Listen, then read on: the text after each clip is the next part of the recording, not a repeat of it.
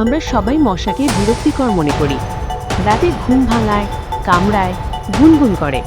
কিন্তু আপনি জানেন কি, এই ছোট্ট মশা আসলে পৃথিবীর সবচেয়ে ভয়ঙ্কর প্রাণীর মধ্যে একটি প্রাণী। মশার কারণে প্রতি বছর লাখ লাখ মানুষের মৃত্যু হয়। আজকের ভিডিওতে আমরা জানব মশা কেন এত মারাত্মক।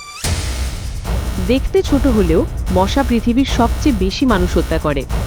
সিংহ, বাঘ বা হাঙরের মতো বড় প্রাণী মিলেও যত মানুষ না মারতে পারে, মশা একাই তার কয়েক গুণ বেশি মানুষ মেরে ফেলে। মশার কামড় থেকেই ছড়ায় মারাত্মক রোগ, যেমন malaria, dengue, chikungunya, yellow fever, Zika virus. শুধু ম্যালেরিয়াতেই প্রতি বছর প্রায় 6 লাখ মানুষের মৃত্যু হয়।